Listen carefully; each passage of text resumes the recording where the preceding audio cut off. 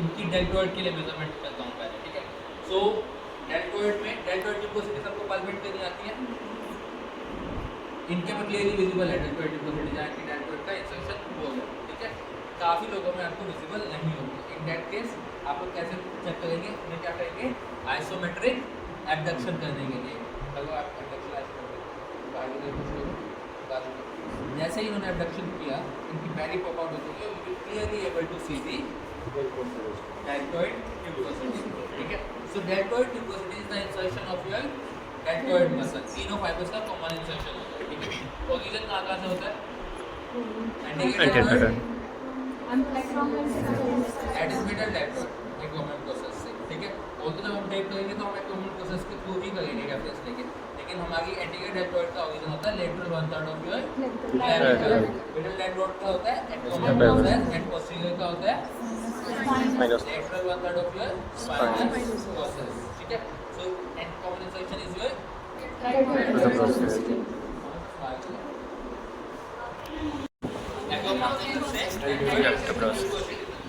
So this is the measurement, ठीक है। अब हमें ये डिसाइड करना होगा कि कहाँ हमें इनिबिट करना है और कहाँ हमें एक्टिवेट करना है। मिडल डेल्टोइड मोस्टली हमें इनिबिट करनी पड़ती है, क्यों? क्योंकि आपकी ट्रैप्स और middle deltoid majorly 90% times over use में रहती है। अगर आपके ट्रैप्स ओवरलोडेड है तो वो डेल्टोइड भी ओवरलोड कर देगा, लेकिन मिडल डेल्टोइड को आपका शोल्डर यूज होता है बहुत ज़्यादा, तो आपकी इसी साइड की ट्रैप्स और मिडल डेल्टोइड ओवरलोडेड मिलेंगे ही मिलेंगी। तो मिडल डेल्टोइड मोर ऑफन आपको इनिबिट ही करनी पड़ेगी। ये मेरी मेजरमेंट थी, इनिबिट के लिए मैं कितने ब्लॉक कब कट करूँगा, 2 ब्लॉक्स, सो 1 and 2, ठीक है। तो मैंने 2 ब्लॉक्स दिए काम।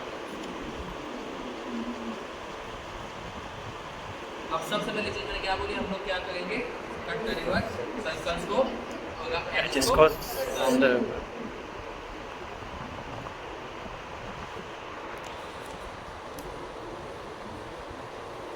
ये हो गया आपके एजेस सर्कल। हमने क्यों किया एजेस सर्कल, व्हाई?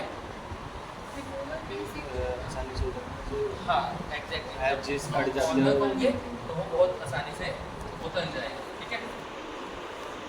अब हमें इसको पेस्ट करना है। मैंने एक चीज़ बताई थी, स्टार्टिंग जहाँ हम लगाते हैं that is called the anchor and जहाँ खत्म होता है that is called the tail. अगर मैं वही इसके एक्टिवेट करने के लिए लगा रहा हूँ, पहले यहाँ पे लगाऊंगा तो ये एंकर होगा, यहाँ पे टेल होगा, ठीक है। लेकिन अगर मैं यहाँ से स्टार्ट कर रहा हूँ इनिबिट करने तो ये एंकर होगा और ये ऊपर टेल टेल होगा। होगा।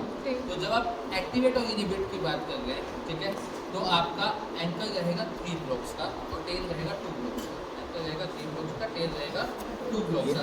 टेल इज ऑलवेज छोटा कंपेयर टू द एंकर, क्योंकि बड़ी साइड से वो पुल करेगा, ठीक है। अगर मेरा यहाँ पे टेल हो गया, इनिबिट करनी है ना, तो यहाँ से खींचेगा वो इंसर्शन से, ठीक है। तो 3 का एंकर एंड 2 का टेल, ठीक है।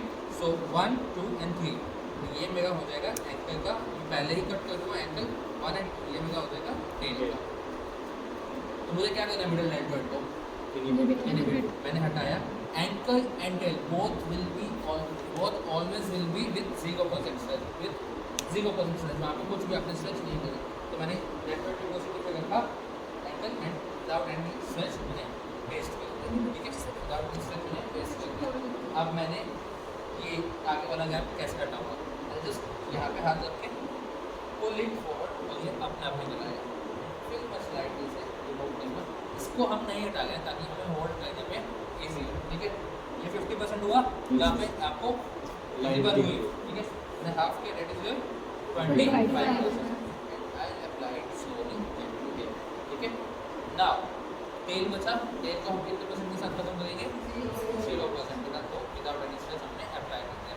Now this tape has a heat activating glue, ठीक है। सो इसलिए हम लोग हमेशा पेपर से not on shiny side but on the rough side हम इसे रफ करेंगे, अच्छे से रफ करेंगे। हाथ से भी कर सकते थे, हाथ से क्यों नहीं किया, फ्रिक्शन की वजह से उतर सकती है, ठीक है। इसलिए हम अच्छे से इसे पेपर से रब करेंगे, समझ आया। हीट एक्टिवेटिंग ग्लू होते हैं इसमें, जो कि हीट देने से एक्टिवेट हो जाते हैं, स्टिक अच्छे से करेंगे, ठीक है। तो इसलिए रफ साइड से हमेशा इसको पोस्टिंग दोनों ही एक्टिवेट करनी है, दोनों ही एक्टिवेट करनी है तो हम बीच में से वाई शेप बीच में से कट करके उसे लगा सकते हैं, या दोनों ही इनहिबिट करनी है तो हम दोनों बीच में से कट करके ऐसे लगा सकते हैं। बट अगर हमें एक को एक्टिवेट करना है एक को इनहिबिट करना है तो हमें दोनों अलग अलग आई स्टेप के साथ जाना पड़ेगा। ठीक है, अब कब इनहिबिट करना होगा कब एक्टिवेट करना होगा? अगर ओवर यूज है तो इनहिबिट, अगर अंडर यूज है तो एक्टिवेट। जनरली आपकी एंटीग्रेट डेल्टोइड अंडर यूज में मिलती है, बट ऐसा कंपल्सन नहीं है, आपको असेस करना पड़ेगा कि activation sorry anterior deltoid over use में है, नॉर्मली वर्क कर रही है या अंडर यूज में है। ठीक है, कैसे करोगे? आइसोमेट्रिक एंटीग्रेट डेल्टोइड का फंक्शन क्या होता है? फ्लेक्शन। ठीक है, so what you will do is the isometric flexion करने के लिए बोलोगे and you will see जो फर्स्ट पंप आएगा, फर्स्ट मसल कॉन्ट्रैक्शन होगा वो एंटीग्रेट डेल्टोइड से आ गया या फिर पेक्टोरलिस मेजर से आ गया। अगर वो पेक्टोरलिस मेजर से आ गया तो मतलब ये वीक है, अंडर यूज हो गया, तो यहाँ पे हमें एक्टिवेट करना पड़ेगा। ठीक है, तो चेक करिए, मैंने हाथ रखा यहाँ पे और इन्हें बोलूँगा आइसोमेट्रिक फ्लेक्शन करने के लिए, तो रिलैक्स आप लोग बताओगे। ठीक है, गो go ahead. When he is preparing to take the shoulder flexion, he already contracted his pectoralis. Go ahead. See. This is go ahead. ठीक है, एंटीग्रेट डेल्टोइड का अंडर यूज है, he is a gym going guy, but flexion लेते हो dumbbell के साथ, chest को isolate करते हो, कैसे करते हो चेस्ट को आइसोलेट? इंक्लाइन बेंच पे आप कर रहे हो तो आप पैक लेंगे, पूरी की पूरी पैक लेंगे। ठीक है, सो इस केस में हमें क्या करना पड़ेगा? एंटीग्रेट डेल्टोइड को एक्टिवेट। एंटीग्रेट डेल्टोइड को एक्टिवेट करने के लिए मैं मेजरमेंट फिर से करूँगा एक्रोमिन प्रोसेस से, और कहाँ तक करूँगा?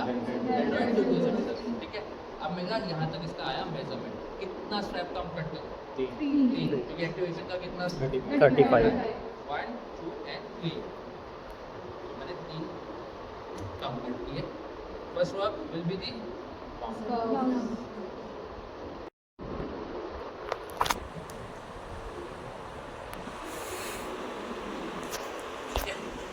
ये तो है आई स्टेप लेते हैं, हम पोस्टीरियर भी साथ में असेस कर लेते हैं, हो सकता है उससे भी हमें एक्टिवेट करना पड़े तो हम वाइस उसमें बीच में से कट करके भी लगा लेंगे। तो इसको चेक करने के लिए हम लोग करवाएंगे क्या? आइसोमेट्रिक शोल्डर एक्सटेंशन, जो पोस्टीरियर डेल्टोइड का वर्क होता है एक्सटेंशन। चेक करेंगे कॉन्ट्रैक्शन कहाँ से आ गया, पोस्टीरियर डेल्टोइड से या फिर लैटिस्मस डोर्साइलिस। ठीक है, सो मैंने बोलूँगा क्या करने के लिए एक्सटेंशन को गो अगेन, कहाँ से कर सकते? Next go again, first contraction देखो, पोस्टीरियर डेल्टोइड अच्छा लगेगा, देन सपोर्ट देगा, वो हम लेंगे ऑलवेज, क्योंकि हम पीछे जाएंगे जैसे जैसे तब हम लेना स्टार्ट करेंगे, इसलिए मैंने बोला फर्स्ट कॉन्ट्रैक्शन चेक करेंगे। फर्स्ट कॉन्ट्रैक्शन कहाँ से आ गया? पोस्टीरियर डेल्टोइड, तो वो ऑप्टिमल वर्क कर रहा है, ओवर यूज में भी नहीं है कि पूरा पोस्टीरियर डेल्टोइड ही फायर करके लैट्स वर्क नहीं कर रहा, लैट्स भी वर्क कर रहा है, तो वो ऑप्टिमली इसने अच्छा वर्कआउट किया है पोस्टीरियर डेल्टोइड और ट्राइसेप्स का। ठीक है, तो इसमें हमें इसको छेड़ने की भी जरूरत नहीं है, बट कंपनसेशन ना हो उसके लिए अगर हम इसको इनहिबिट सॉरी इसको एक्टिवेट कर दें तो इसको हल्का इनहिबिट कर देते हैं। ठीक है, तो ये नॉर्मल है, अगर इनहिबिट एक्टिवेट करना होगा तो आई स्ट्रैप आप इजीली लगा दोगे, तो मैं इनके केस में एक्टिवेट कर रहा हूँ बीच में से कट करके, ताकि आपको दूसरा वे भी पता चल जाए जब आपने दोनों एक साथ लगानी है। तो मैं क्या करूँगा, इसको दोनों साइड से इक्वल 2 स्टेप्स जोड़ के बीच में से कट करूँगा जब मुझे एक साथ लगाना होगा। ठीक है,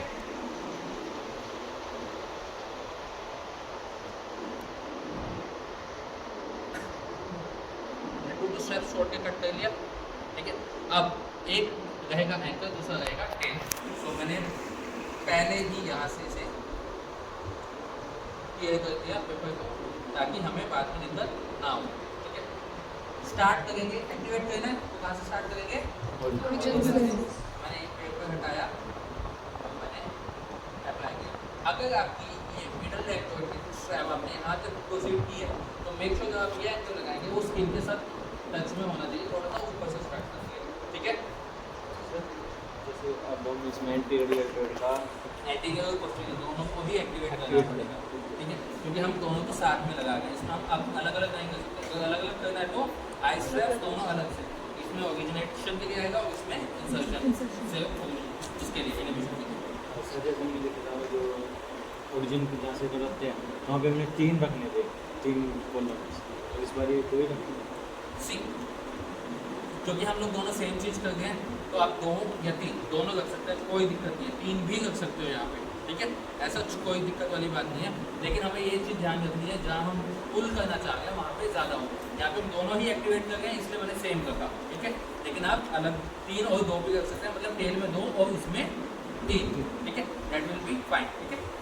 again what I will do is pull apart, पहले एक साइड का गैप ही हटाऊंगा मैं, ठीक है। एक साइड का गैप हटाया, अब मैंने दूसरी साइड का गैप हटाया, पुल इट स्लाइटली, ये 50% पे आया, ठीक है। अब यहाँ पे हाथ लगा सकते हो, ये 50% आया, कम किया 25, हाफ किया उसे, स्टेप को पकड़ा, एक ही एंड ये डायरेक्ट में इसको हम लोग इसी डायरेक्ट पर लेके गए एंड लास्ट में हम लोगों ने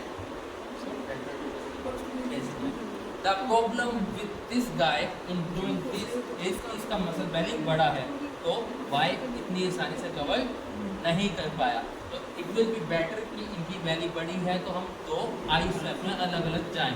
यही चीज़ मैं बताना चाहता था, ये दिखा के कि हमें इनके केस में बेटर रहेगा कि हम लोग आई के साथ जाएँ। इफ इन केस ऑफ हल और हल हम लोग वाई के साथ जाएंगे तो भी हम लोगों का काम हो जाएगा, क्योंकि वहाँ मसल बेली का साइज छोटा है, ठीक है। अगर इनके साइज में बड़ा है तो हमें अलग अलग आई स्ट्रैप के साथ जाना पड़ेगा, ठीक है। एंड मेक श्योर ये जो आएगा आपका, ये in the area of skin आए, in the touch of skin, ठीक है। समझ आया? डेल्टोइड तीनों फाइबर्स का समझ आया, कब एक्टिवेट करना है, कब इंडिवेट करना है, कब स्टेबलाइज करना है। कई बार एसी जॉइंट को हमें स्टेबलाइज करना पड़ता है, शोल्डर के साथ साथ एसी जॉइंट को भी स्टेबलाइज करना पड़ता है। तो पहले शोल्डर स्टेबलाइजेशन में बताता हूँ। कई बार क्या होता है, हमारी रोटेटर कफ इंजरी में या फिर पोस्ट ऑफ केसेस में हमें इनको स्टेबलाइज करना होता है, और हमारे पास अगर रिजिड टेप नहीं है, वैसे हमारा स्टेबलाइजेशन रिजिड से होगा, हमें काइनेसिस से करना है, तो हम 2 स्ट्रैप यूज़ करेंगे मिनिमम, ठीक है। सो 1 डेल्टोइड प्यूपोसिटी से इंसर्शन के साथ 50% स्ट्रेच के साथ आके अप टू ट्रैप्स आएंगे, अपर ट्रैप्स, ठीक है। सेकंड हम लोग पैक से स्टार्ट करेंगे, पैक के इंसर्शन से थोड़ी सी आगे से एंटीरियर एक्सिलरी फोल्ड से जस्ट ऊपर से जाते हुए 50% स्ट्रेच के साथ जाके पीछे स्पाइनल स्टेपला के आसपास खत्म करेंगे। ये 2 स्ट्रेप मिनिमम रहेगी आपकी। तीसरी भी आप ले सकते हैं पीछे से ऐसे आगे, जो भी ये डिपेंडिंग कि आपको कितनी रिक्वायरमेंट है, ठीक है। अदरवाइज ये 2 आर मस्ट। इसके साथ देन आप you will stabilise AC joint ऊपर से, यहाँ पे एसी जॉइंट पे आपको करके दिखाता हूँ। सो पहला मेजरमेंट कहाँ से करूँ, डेल्टोइड से साथ मुझे देना है 5, ये मेरा मेजरमेंट है।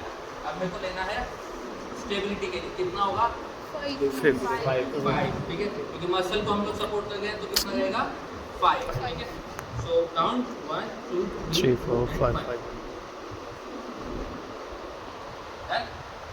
सेकंड बैक से कान लेते हुए 5, ये आया। अगेन कितना कम 5,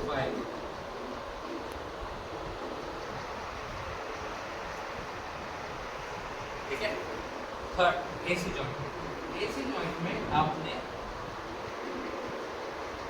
एंटीरियर एक्सिलरी फोल्ड और पोस्टीरियर एक्सिलरी फोल्ड से 2 फिंगर ऊपर तक मेजरमेंट लेना है, 2 फिंगर ऊपर से स्टार्ट करके 2 फिंगर ऊपर खत्म करना है, ठीक है। तो ये मेरा मेजरमेंट आया। अगेन कितना स्ट्रेच रहेगा 50% को। अगेन यहाँ पे एसी जॉइंट है, जॉइंट पर हम कितना रखते हैं 75, कितना कम करते हैं 7। हम लोग इसे करते रह जाएंगे 1 2 3 4 5 6 7, ठीक है। ये था हमारा ट्रैप्स। सबसे पहली चीज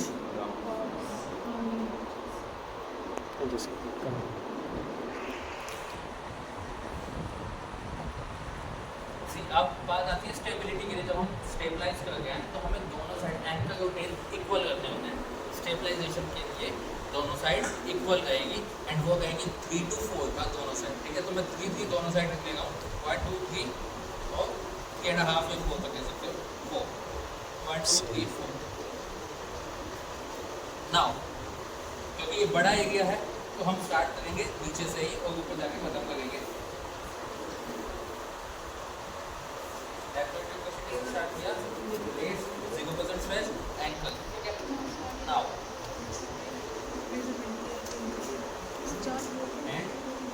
0% हुआ, यहाँ पे आगे जहाँ बचा है हमारा ये 0% स्ट्रेच के साथ इसे हम लोग इसे खत्म कर सकते हैं, ठीक है। एंड इसको अच्छे से रब करना है पेपर से, ठीक है।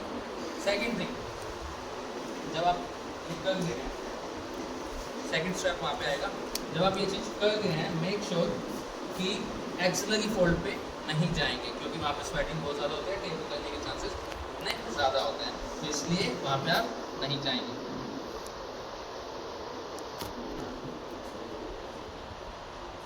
एंड सर्कल्स कट करके एजेस को राउंड करके दोनों साइड से 3 या फिर 4-4, ठीक है।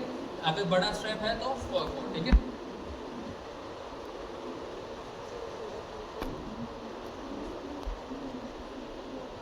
कहाँ से स्टार्ट करने के लिए बोला था मैंने?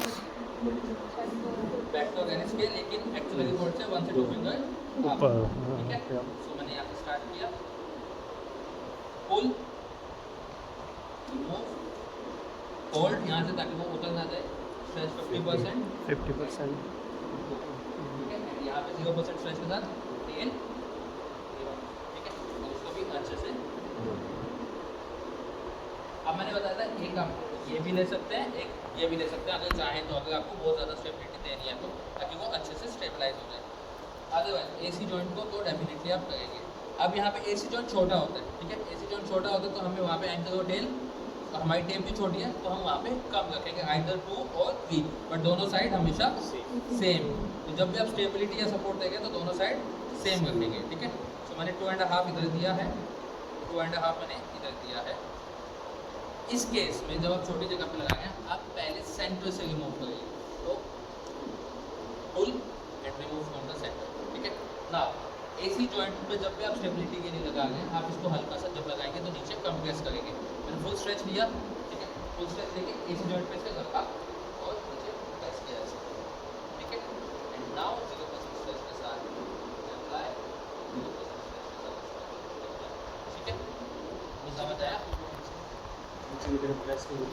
एसी जॉइंट जब भी आपका डिस्टर्ब होगा वो हल्का सा ऊपर उठने की कोशिश करेगा, और वहाँ पे जो अगर लिगामेंट एसी जॉइंट के लिगामेंट स्ट्रेच हुए तब भी वो लेग्स होंगे तो वो भी वो ऊपर जाने की कोशिश करेगा, इसलिए हम उसे वापस से नीचे करना चाहिए। अभी दोनों साइड में डिफरेंस फील होगा क्या? इस साइड ऐसा लगा पकड़ के रखा हुआ है, दैट इज द स्टेबिलिटी, ठीक है। इसलिए हम लोगों ने यहाँ पे स्टेबिलिटी के लिए किया था और यहाँ पे हम लोगों ने एक्टिवेशन और इनहिबिशन के लिए किया था। इसमें कोई डाउट? शोल्डर कवर हुआ, स्टेबिलिटी, एक्टिवेशन, इनहिबिशन। टेप नहीं कर सकते क्योंकि वो अंदर की साइड होती है, तो इस मेजर माइनस को आप ज़्यादा अच्छे से टेप नहीं कर सकते, बहुत छोटी मसल है, वो आपकी इंफ्रा और सुप्रा के साथ कवर हो जाएगी, ठीक है। तो आप इंफ्रा और सुप्रा से कवर करिए। इंफ्रा और सुप्रा का ओरिजिन तो सबको पता होगा, इंफ्रा स्पाइनेटस फोसा और सुप्रा स्पाइनेटस फोसा, इंसर्शन पता होगा। Greater tubercle, greater tubercle, good. कौन सा इस साइड आता है? अपर लिप पे कौन सा आएगा? लिटिल अपर लिप पे कौन सा आएगा? ऊपर जो है वो दैट इज सुप्रा, और उसमें इंफ्रा। कहाँ पे होते हैं? पाल्पेट करनी आती है, ग्रेटर ट्यूबरकल क्या पाल्पेट करना आता है? कैसे पाल्पेट करना? ठीक है। सो मैं जाऊँगा जहाँ पे ग्रेटर ट्यूबरकल होता है उस जगह पे, ठीक है। And I will ask you to rotate, I can feel the movement है, पता चल रहा है ट्यूबरकल आई है आपका हाथ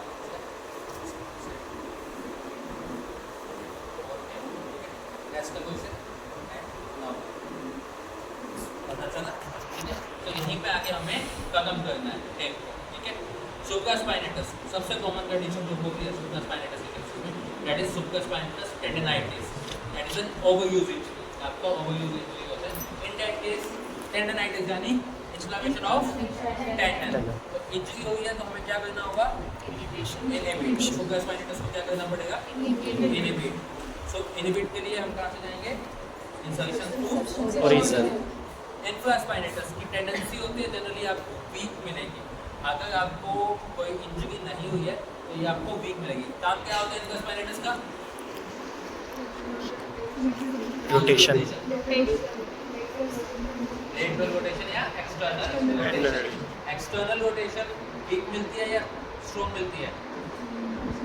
आगे डीप चलती है ऐसे करके वो हाथ से चलती है एल्बो यही होता है, ठीक है, दोनों हैंड से, ठीक है, पुश आउट आगे एल्बो नहीं उठानी, ठीक है, ये ठीक है, वो पुश आउट तो बहुत इजीली से अंदर ले सकते, ठीक है, because your infraspinatus is usually weak, तो उसे हमें मेजरली करना पड़ता है एक्टिवेट until unless इनका की कोई इंजरी नहीं है या ओवर कंपनसेशन की वजह से इनका ओवर यूज में नहीं है।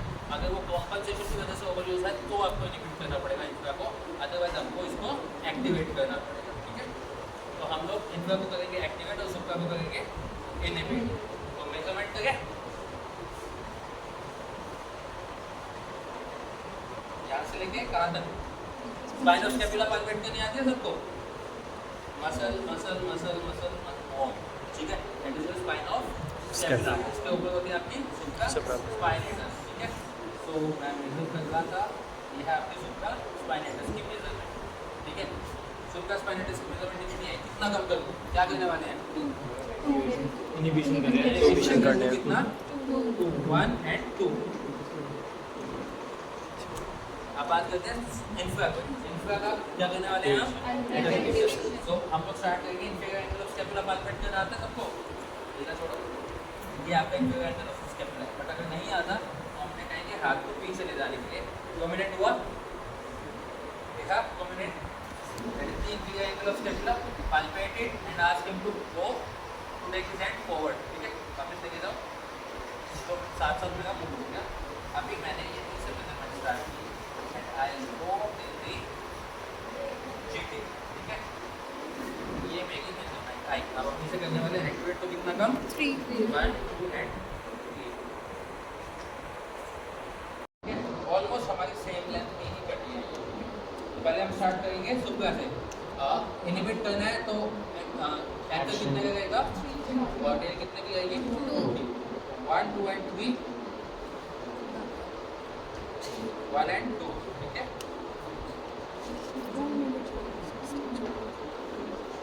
स्टार्ट करेंगे जीटी से, तो ये टेप नहीं होगी तो स्किन के कॉन्टैक्ट में आएगी, 0% स्ट्रेच हमने लगाया,